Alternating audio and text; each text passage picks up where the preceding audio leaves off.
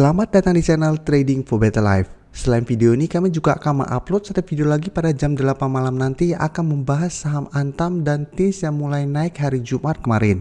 Dan di video ini kita akan coba cari tahu saham-saham di sektor mana yang mulai diakumulasi Bapak Loh Keng Hong. Semoga analisa yang diberikan ini bisa bermanfaat dan membantu teman-teman dalam mengambil keputusan. Untuk teman-teman yang mau merequest saham itu dianalisa, bisa like dan komentar pada postnya Instagram Trading for Better Life yang dipost setiap hari Jumat. Dan bagi teman-teman yang belum subscribe channel ini, silahkan tekan tombol subscribe agar tidak ketinggalan informasi dan analisa saham terbaru yang akan diupload setiap harinya.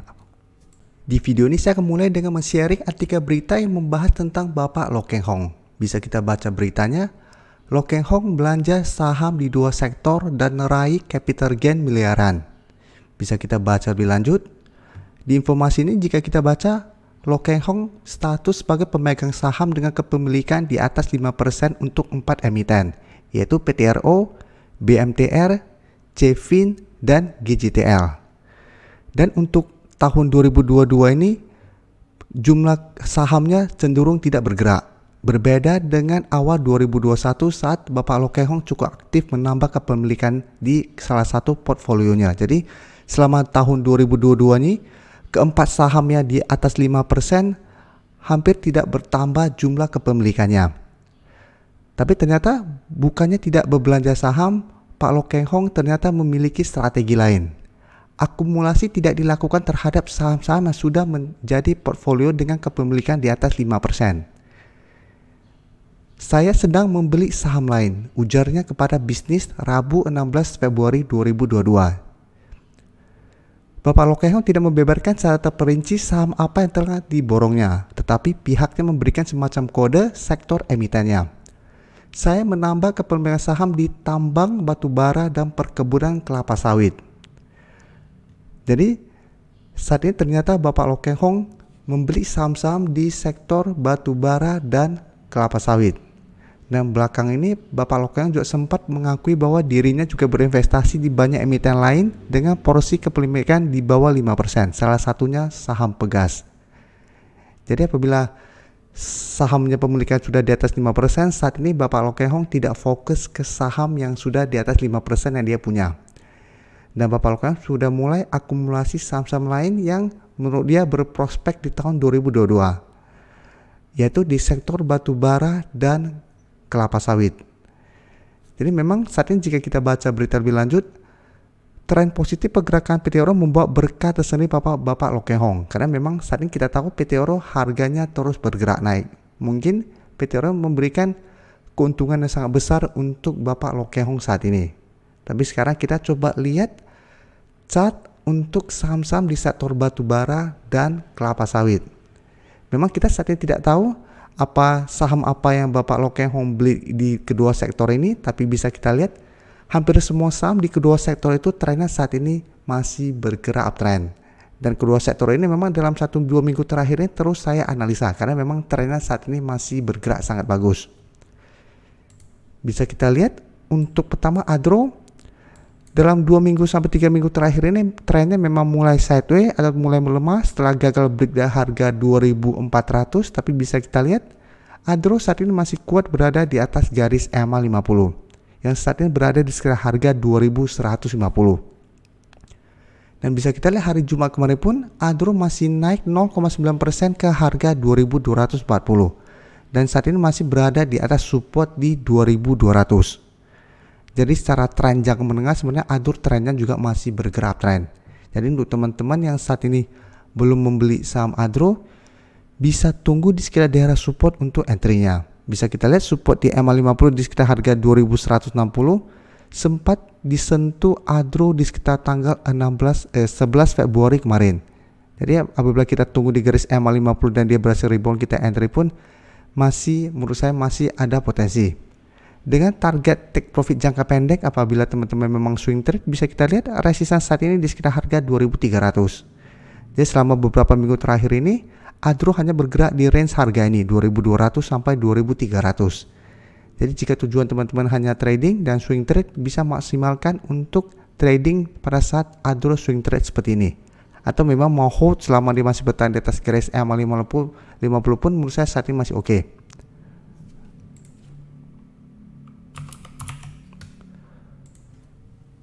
Dan untuk PDBA bisa kita lihat saat ini juga trennya masih bergerak uptrend, dan hari Jumat kemarin masih naik 1% lebih ke harga 2.930.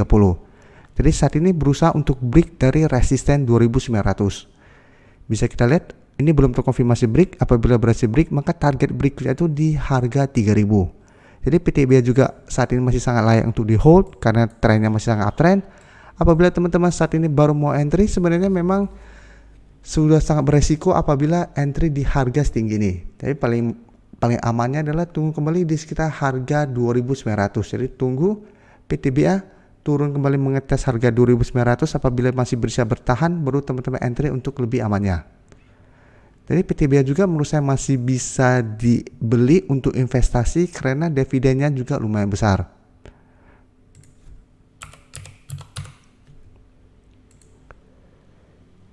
ITMG bisa kita lihat secara tren saat ini juga masih uptrend untuk tren jangka pendek, tapi dalam 1 minggu terakhir ini belum terkonfirmasi break dari harga 23.000. Bisa kita lihat pada tanggal 16 Februari memang candle sempat berada di atas resisten 23.000, tapi selalu saya jelaskan apabila candlenya terbentuk doji seperti ini menurut saya pribadi belum terkonfirmasi break.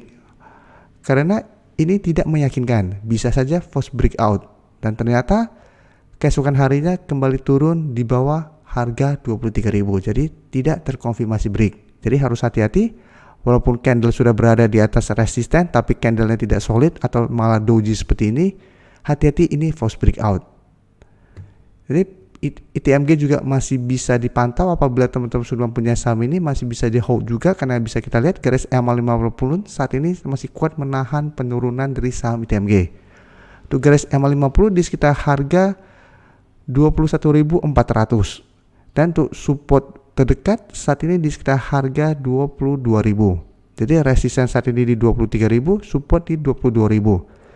Minggu depan apabila ITMG berhasil break dari resisten 23.000, maka target berikutnya itu di harga 25.000.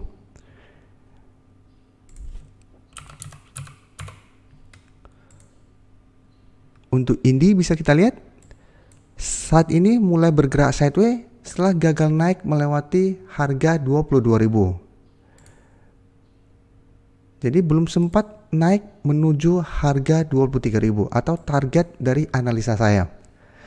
Bisa kita lihat berusaha untuk naik di atas harga 22.200, ternyata masih gagal break, sempat turun kembali menuju harga 2.000 yang merupakan support psikologis saat ini, masih bisa bertahan. Kembali naik ke harga 2.200, ternyata masih gagal break. Kemarin hari Jumat berhasil bertahan di atas harga 2.000. Jadi saya lihat Indi juga saat ini trennya mulai bergerak sideways, jadi bisa dimanfaatkan untuk swing trade. Jadi apabila teman-teman kemarin belum sempat entry, sebaiknya tunggu kembali di harga 2.000. Entry apabila memang support 2.000 masih kuat menahan penurunan dari saham Indi. Apabila ternyata support di harga 2.000 terlewati, harus hati-hati, walaupun masih ada support di EMA50 berarti trennya sudah mulai melemah. Jadi jika minggu depan ternyata support di harga 2.000 terlewati, sebaiknya tunggu kembali di sekitar support di EMA50 yang saat ini di sekitar harga 1.870. Dengan target take profit apabila beli di sekitar garis EMA50 itu di harga 2.000 apabila gagal break, atau jika berhasil break berarti target berikutnya itu di harga 2.200. Tapi tetap Indi apabila teman-teman sudah berhasil membeli pada saat break dari garis EMA50 dan 150 di sini, saat ini masih sangat layak untuk di hold. Jadi selama masih bertahan di atas garis EMA50, hold saja saham ini.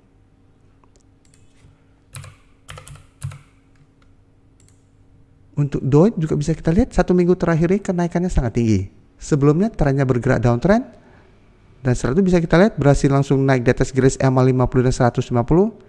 Setelah berhasil break, selalu saya jelaskan apabila sebuah saham downtrend berhasil naik di atas garis EMA50 dan 150, berarti tren jangka pendeknya akan besar untuk bergerak uptrend. Untuk DOIT bisa kita lihat sempat berusaha untuk naik di atas harga 330 yang merupakan resisten saat ini, berhasil naik tapi ini belum terkonfirmasi break. Tanggal 17 kemarin juga walaupun tetap berada di harga 348, tapi selalu saya ingatkan ini candlenya menurut saya juga kurang bagus, jadi belum terkonfirmasi break. Dan hari Jumat kemarin mulai bergerak turun. Jadi minimal harus ada satu candle hijau yang solid tanpa ada shadow yang panjang, apalagi doji seperti ini, dan berada di atas harga 330 candlenya, itu baru terkonfirmasi break.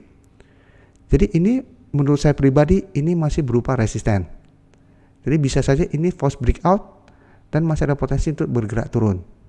Jadi apabila teman-teman sudah berhasil membeli di bawah harga garis EMA 150, saat ini 290 atau di bawah harga 300, jadiin harga 330 untuk target take profit. Jadi selama dia masih berada di atas harga 330 masih bisa di hold. Apabila ternyata minggu depan turun bawah harga 330, bisa pertimbangkan untuk take profit dulu. Apabila memang tujuannya trading jangka pendek. Apabila tujuannya trading jangka menengah dan sudah berhasil membeli pada saat dia berada di bawah garis EMA 50, hold saja selama garis EMA 150 tidak terlewati. Ini untuk sektor batubara. Kita akan coba lihat untuk sektor kelapa sawit.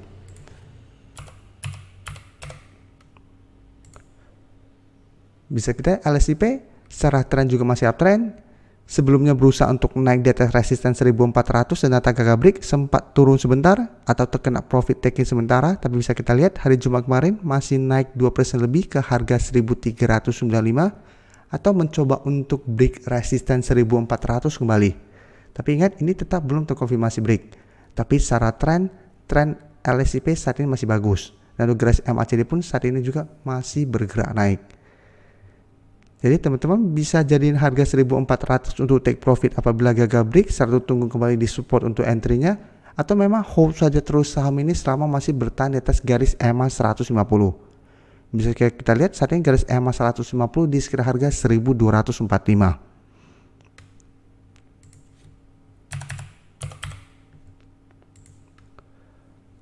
AALI juga bisa kita lihat saat ini sudah berhasil break dari resisten di 11.000 dan sekarang menuju target jangka menengahnya di sekitar harga 12.000 dengan target jangka pendek di sekitar harga 11.500 sampai 11.600. Jadi bisa kita lihat AALI juga trennya masih sangat uptrend, candlenya juga sangat solid pada kenaikan hari Jumat kemarin. Jadi untuk teman-teman sudah berhasil mempunyai saham ini, hold saja. Karena garis EMA 50 saat ini masih sangat jauh dengan candle saat ini, jadikan harga 11.000 untuk trailing stopnya. Jadi selama dia tidak turun di bawah harga 11.000 masih bisa di hold karena masih ada potensi untuk bergerak naik lagi apabila masih bisa bertahan di atas support di harga 11.000 ini.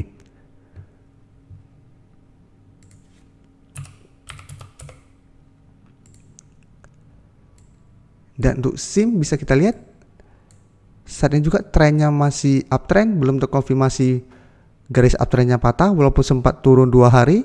Tapi bisa kita lihat ini penurunan wajar karena sempat sudah naik lumayan tinggi, turun mengetes support di 480, masih bisa bertahan. Sekarang masih dalam track menuju harga atau resisten psikologisnya di harga 500. Jadi bisa kita lihat sektor batubara dan kelapa sawit atau CPO trennya saat ini masih uptrend. Walaupun kita tidak tahu Bapak Low Keng Hong membeli saham yang mana, tapi bisa kita lihat semua saham saat ini masih bagus trennya. Jadi apabila teman-teman saat ini sudah mempunyai saham-saham ini di kedua sektor ini, menurut saya saat ini masih bisa di hold.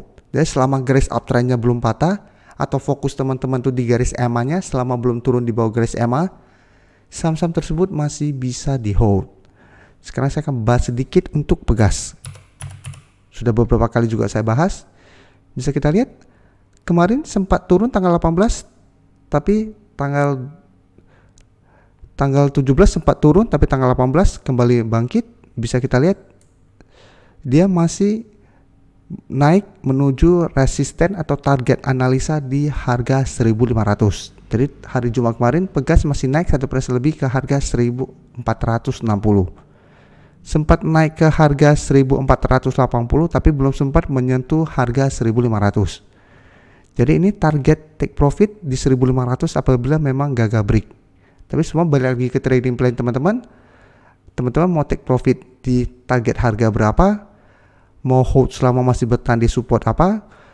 Bisa kita lihat support untuk Pegas saat ini di 1.400, garis EMA 50 juga sudah mulai naik. Ada potensi garis EMA 50 akan menyentuh harga 1.400. Apabila menyentuh harga 1.400, maka support 1.400 akan lebih kuat. Jadi Pegas juga trennya saat ini masih bagus. Untuk PTRO bisa kita lihat.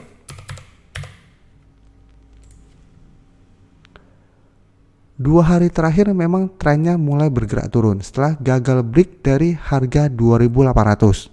Bisa kita lihat di historinya bulan Oktober, bulan November dua kali berusaha untuk break dari harga 2.800 gagal break. Karena selalu saya jelaskan, jadiin resisten kuat sebagai target take profit. Jadi jika kita lihat dia sudah berhasil naik, sudah mendekati resisten yang sebelumnya membuat saham tersebut bergerak turun, pertimbangkan untuk take profit dulu. Setelah take profit, apabila dia turun menuju support masih bisa rebound, baru kita entry untuk lebih amannya.